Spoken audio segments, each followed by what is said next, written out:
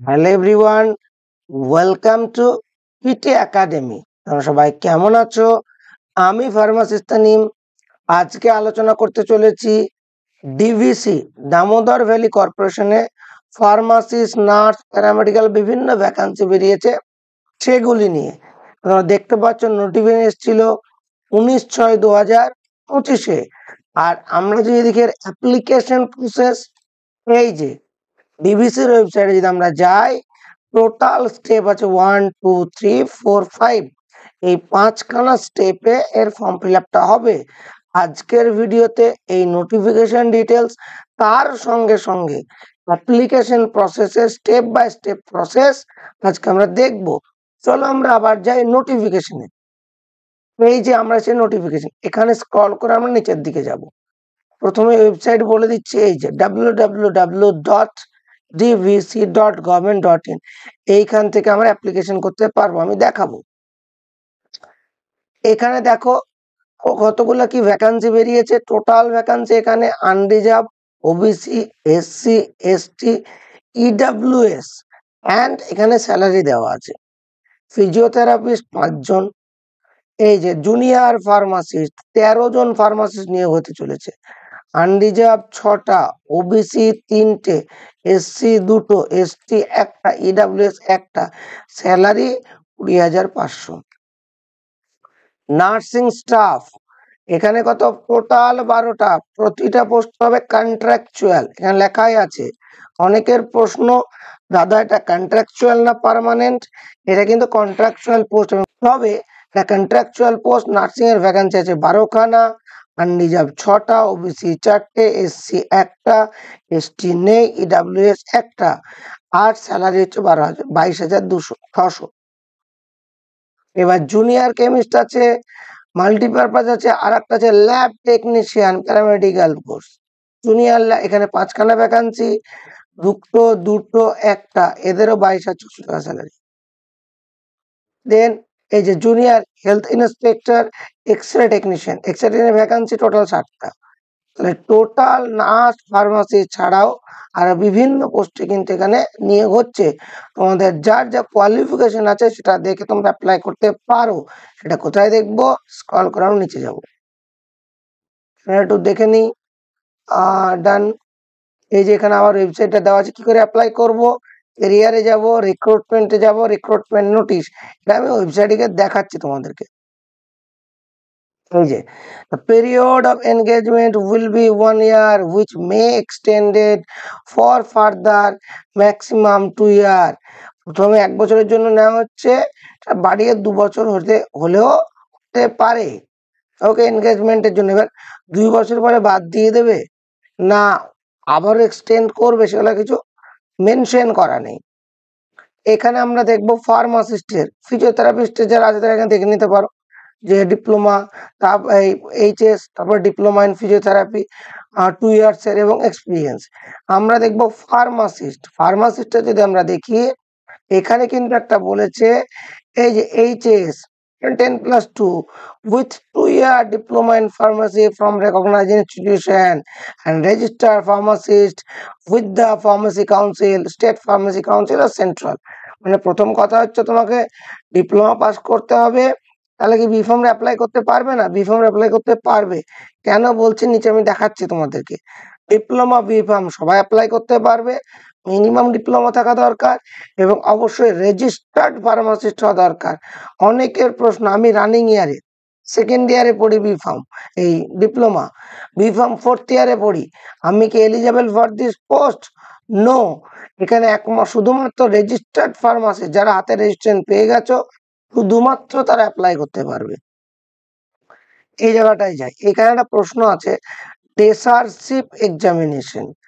তবে যতটুকু আমি জানি ডেসারশিপ এক্সামিনেশন বলতে মেবি এরা বোঝাতে চেয়েছে সেন্ট জন অ্যাম্বুলেন্স, রেড ক্রস, এরা কিন্তু একটা ফার্স্ট এডের উপরে ট্রেনিং করায়। মেবি এই ফার্স্ট এডের ট্রেনিং এর সার্টিফিকেট বা পরীক্ষার কথা এখানে মেনশন করা হয়েছে, অথবা 2 year post qualification experience in dressing and working in reputed hospital, nursing home. এই হসপিটাল বা নার্সিং হোমের আমার মতে রিটেলের কিন্তু হবে না, হসপিটাল বা নার্সিং হোমের, যে কোনো হসপিটাল নার্সিং হোমের 2 ইয়ারের একটা এক্সপিরিয়েন্স অ্যাড করে দিলেই হবে। তবে ফার্মাসিস্টদের অ্যাপ্লিকেশনের জন্য এই যে এক্সপিরিয়েন্সটা ইজ ম্যান্ডেটরি, যেটা আমি অ্যাপ্লাই করতে গিয়ে দেখেছি। এবার দেখো বিফার্ম এলিজিবল কেন বললাম, candidate holding BPharm degree post qualification experience for 1 year in nursing will be required। বিফার্মদের জন্য কিন্তু 1 বছর, ডিপ্লোমার জন্য 2 বছর, বিফার্মদের জন্য 1 বছর। তাহলে BPharm eligible for this post, এই পোস্টে 10+2 হবে, তার সঙ্গে ডিফার্ম অথবা বিফার্ম, তার সঙ্গে রেজিস্টার ফার্মাসিস্ট। এবং ফার্মাসিস্টদের যেটা আরো করতে হবে, ডেসারশিপের এক্সামিনেশনের আশা করছি ম্যাক্সিমাম জনের সার্টিফিকেট নেই, তাদের 2 বছরের হসপিটাল বা নার্সিং হোমের এক্সপিরিয়েন্স দেখাতে পারো, আর যার যে এক্সপিরিয়েন্স আছে সেটা পুট করে দাও। কারণ এখানে ডেসারশিপ এক্সামিনেশন পাস করা ক্যান্ডিডেট পাওয়া যাবে না বললেই চলে, ওনারা আশা করছে এক্সপিরিয়েন্স ক্যান্ডিডেট নিয়ে নেবে। যদিও এটা আমি আমার মতন করে বললাম, ওকে এটা অ্যাপ্লাই করে তোমাদেরকে দেখতে হবে। এবার আছে জুনিয়র নার্স নার্সিং স্টাফ, এটাও কন্ট্রাকচুয়াল পোস্ট, এটা কি 10+2 আর equivalent with diploma in general nursing মানে GNM and midwife from any government, state and central institute and registered as a institute registration number nursing council। মানে মূলত এখানেও গল্প 10+2 তার সঙ্গে GNM থাকতে হবে এবং তোমাকে নার্সিং কাউন্সিলের আন্ডারে, স্টেট নার্সিং কাউন্সিলের আন্ডারে রেজিস্টার্ড নার্স হতে হবে। এই হচ্ছে এখানকার ক্রাইটেরিয়া, জুনিয়র স্টাফ নার্স রিক্রুটমেন্টের ক্রাইটেরিয়া 10+2 উইথ জিএনএম এবং registered nurse under the state nursing council. Like pharmacy, এখানে তবে কোনো ধরনের কোনো এক্সপিরিয়েন্সের কথা মেনশন করা নেই। বাকি পোস্টগুলো সেম ভাবে, যেন জুনিয়র কেমিস্ট বিএসসি এলিজেবল, এরকম প্রতিটা পোস্টে তোমরা কিন্তু এগুলা দেখে নিতে পারো। কার কি, যে ল্যাব টেকনিশিয়ান 10+2, তার সঙ্গে ডিপ্লোমা সার্টিফিকেট, ডিপ্লোমা অথবা সার্টিফিকেট থাকতে হবে মেডিকেল ল্যাবরেটরি টেকনোলজির উপরে, এবং 1 ইয়ার এক্সপিরিয়েন্স। এখানেও কিন্তু এক্সপিরিয়েন্সটা মেনশন করেছে, যে ল্যাব টেকনিশিয়ানের ক্ষেত্রে 1 বছরের এক্সপিরিয়েন্স, ফার্মেসি ক্ষেত্রে এক্সপিরিয়েন্স, নার্সিং এর ক্ষেত্রে কোনো এক্সপিরিয়েন্স মেনশন করেনি। এক্সপিরিয়েন্স ছাড়াও কিন্তু নার্সিং পোস্টে অ্যাপ্লাই করা যাবে। এবার আমরা স্ক্রল করে আরো নিচের দিকে যাব।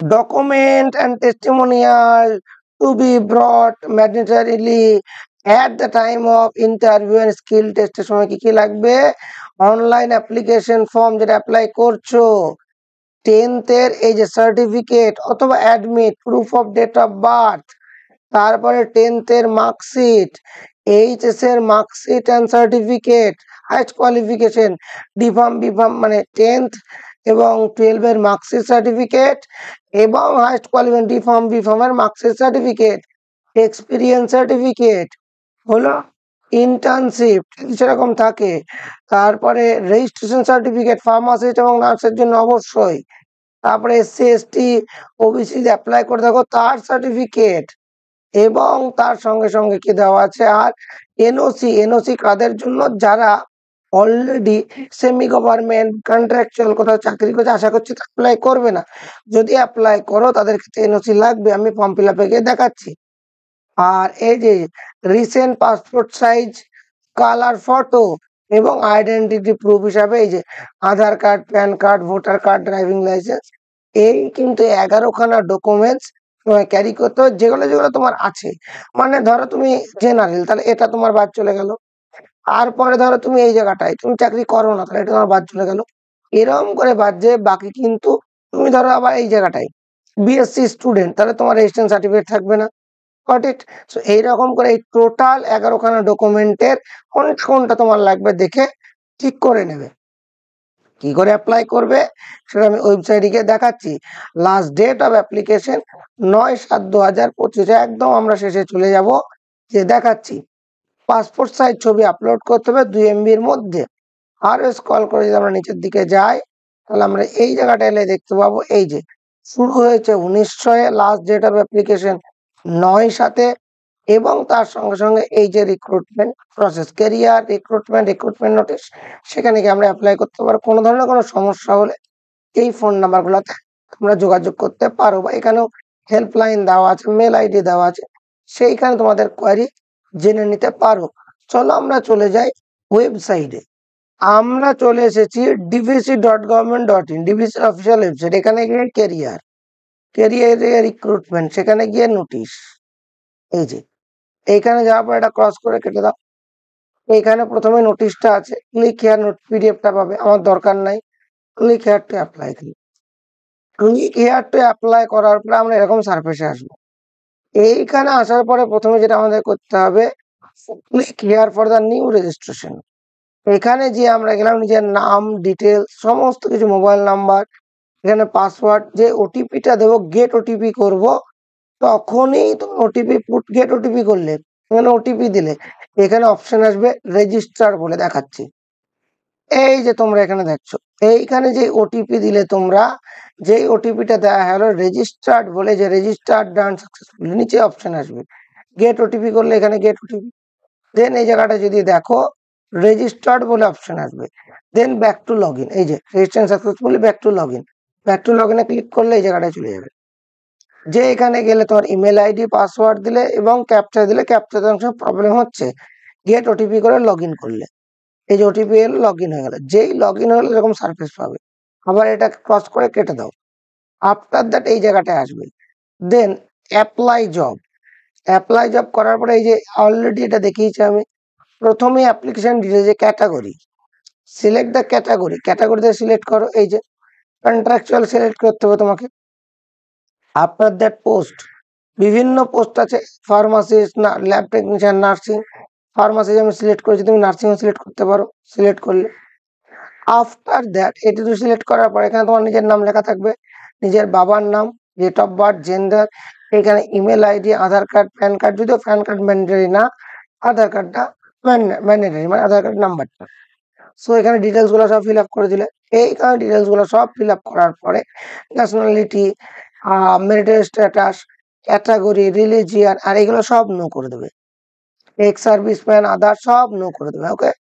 এবং নিচেরটাও নো হবে, এই জম্মু অ্যান্ড কাশ্মীর, সব নো হয়ে যাবে। এখানে তোমার ল্যাঙ্গুয়েজ প্রফিসিয়েন্সি যেরকম যেটা মনে হবে করে দেবে। দেন এই যে জায়গাটা আছে, এই যে Damodar valley corporate, any relative work in Damodar valley corporation, এখানে নো। তারপর এখানে সেভ করো। সেভ করার পরে এই জায়গাটা আমরা যাব, এখানে সব ডিটেলস তোমার লাগছে। এখানে অলরেডি আমি এটা দেখিয়েছি ক্যাটাগরির জায়গাটায়, ক্যাটাগরিতে আমার এখানে ওবি জেনারেল দেখানো আছে, মানে এখানে এসসি এসটি ওবিসি তুমি দেখাতে পারো। ওবিসি তবে এনসিএল হওয়া দরকার। যাই হোক, এরপরে আমরা এখানে অ্যাপ্লিকেশন ডিটেলস হয়ে গেল। এবার অ্যাড্রেস ডিটেলস, অ্যাড্রেসে নিজের অ্যাড্রেস দাও। এখানে নিচে permanent address, present address same হলে টিক মেরে দেবে, আরেকবার লিখে দেবে। যে অ্যাড্রেসটা হয়ে গেল, অ্যাড্রেসের পরে কি আছে এখানে, এই যে রিক্রুটমেন্ট ডিটেলস, এই যে এখানে এডুকেশনাল কোয়ালিফিকেশন, এখানে কিন্তু 10 থেকে শুরু করবে, 10th, তাহলে 10th and 12 দেবে অ্যাড করে করে। নাম, বোর্ডের নাম, তারপরে এখানে রেগুলার কোর্স ইয়েস হবে, মেজর সাবজেক্ট, বা এখানে আমার মতে বাংলা ইংলিশ ছোট ছোট করে লিখে দিতে পারো। ইয়ার অফ পাসিং, শুধু ইয়ারটা লিখবে। মার্ক অফ 10 অ্যাড করে 12 করে দিলে, তাহলে 11 12 এখানে দিলে। এইখানে কিন্তু তোমার প্রফেশনাল কোয়ালিফিকেশন, মানে ফার্মেসি, নার্সিং, যার যেটা আছে সেখানে এখানে দিলে। এই যে ডিগ্রি, কি ডিগ্রিটা তোমার আছে সেটা, ইউনিভার্সিটি নেম, কলেজ নাম, কোর্স রেগুলার, পাসিং ইয়ার, মার্ক, তারপরে স্পেশালিটি, ফার্মেসি হলে ফার্মেসি, নার্সিং হলে নার্সিং, এআইসিটি অ্যাপ্রুভ বোর্ড মানে ইয়েস নো, দেন অ্যাড করে দিলে। তারপরে যে জায়গাটা আছে, এই যে whether education and other qualification required for the post are satisfied, মানে নার্সিং এ অ্যাপ্লাই করলে নার্সিং এর সব ডিগ্রি তোমার কাছে আছে তো, ফার্মেসিতে অ্যাপ্লাই ফার্মেসি সব ডিগ্রি আছে তো, সেটা ইন্ডিকেট করছে। ইয়েস করলে অবশ্যই সেভ করবে, যেই সেভ করলে তারপরে এক্সপিরিয়েন্স আসছে। এই জায়গাটা নার্সিং এর ক্ষেত্রে আমি যতটা বুঝলাম অ্যাভয়েড করতে পারি, যদিও যাদের যাদের হচ্ছে না তার লগ ইন করে দেখতে হবে আমাকে। তবে এই জায়গাটা কিন্তু নার্সিং দের ক্ষেত্রে not mandatory as per the notification. Pharmacist, lab টেকনিশিয়ানের ক্ষেত্রে এক্সপিরিয়েন্স দেওয়াটা ম্যান্ডেটরি। কিসের এক্সপিরিয়েন্স দেবো দাদা? ওই যে বললাম রিটেল এক্সপিরিয়েন্স মনে অ্যালাউ করবে না, যেহেতু নার্সিং হোম বা হসপিটালে লিখে দিয়েছে, হসপিটাল বা নার্সিং হোমের এক্সপিরিয়েন্স শুধুমাত্র এনারা অ্যালাউ করবেন, ডিসার্টশিপে তো নেই সেই রকম। এবার এই যে এনওসি কাজে লাগবে, Are you employed in any government, semi-government, public sector undertaking on regular basis? এই যদি হও তাহলে তুমি এখানে ইয়েস করবে, তাহলে এনওসি লাগবে, তাহলে আমার মতে এই জায়গাটা নো করে দাও, অসুবিধার কিছু নাই, তাহলে আমার এনওসিটা লাগছে না। তারপরে আমি এই জায়গাটায় চলে গেলাম, এইখানে তোমার কাট মার্ক যদি কোথাও থাকে, আইডেন্টিফিকেশন, হাত পা মাথা কোথাও কাটার মানে পুরো কেটে কুটে গেছিল, সেই মার্ক ছিল, সেই মার্কটা এখানে লিখে দিলে যে তোমাকে আইডেন্টিফাই করা যায়, ওইটাই তুমি এখানে নো হবে, কোনো ধরনের এখানে ক্রিমিনাল ক্রাইম টাইম নাই, নো হবে। আর অপশনাল বাদ দাও, সেভ করো, যে এখানে সেভ করলে পুরো ফর্মটা চলে আসবে, পুরো ফর্মটা নিজের মতো ভালো করে দেখে নেবে, দেখার পরে যদি চেঞ্জ করার থেকে চেঞ্জ ডিটেলস অথবা সেভ এন্ড নেক্সট। দেন এই জায়গাটা নিজের ছবি আপলোড করবে 2 MB-র ভিতরে, এখানে ছবি, এখানে সিগনেচার আপলোড করার পর নিচে দেখে নেবে এই যে এই জায়গাটা আপলোড হয়েছে কিনা, যে ডকুমেন্টস বা যে মার্ক করা আছে সেটা ম্যান্ডেটরি, এবং এই যে পোস্ট গ্রাজুয়েশন সার্টিফিকেট সবার তো থাকবে না, ইফ অ্যাপ্লিকেবল, মার্ক করা নাই কিন্তু। তারপরে এখানে সবগুলো আপলোড করলে ডকুমেন্টস গুলোকে সব TMB-র ভিতরে কিন্তু সব ডকুমেন্ট আপলোড করার পরে এখানে আবার যদি ভুল থাকে তাহলে চেঞ্জ ডিটেলস, আদারওয়াইজ ডিক্লেয়ার করে সাবমিট ফর্ম দিয়ে সাবমিট করে এরকম জায়গায় চলে এলো। সাবমিট করার পরে এরকম স্পেসে আসবে, তুমি তোমার এখানে দেখতে পাবে ফর্মটা, আর এখানে সমস্ত পোস্ট হয়ে গেল ভাবে। এই হচ্ছে application process, step by step. এছাড়াও তোমাদের কোনো ধরনের কোনো কোয়েরি থাকলে কমেন্ট বক্সে জানাও, আমরা চেষ্টা করি উত্তর দেওয়ার। তাছাড়াও ফার্মাসিস্টদের আপকামিং পরীক্ষার জন্য আমাদের প্রিপারেশন চলছে পিটি একাডেমিতে, এবং নার্সিংদের ফ্রি জব আপডেট গ্রুপেও তুমি অ্যাড হতে পারো, সে সমস্ত জব আপডেট করে দেওয়া হয় ফ্রি অফ কস্ট। এছাড়াও কিছু জানার থাকলে আমাদের সঙ্গে যোগাযোগ করার চেষ্টা করো। Thank you so much. Stay tuned with the pharmacist team.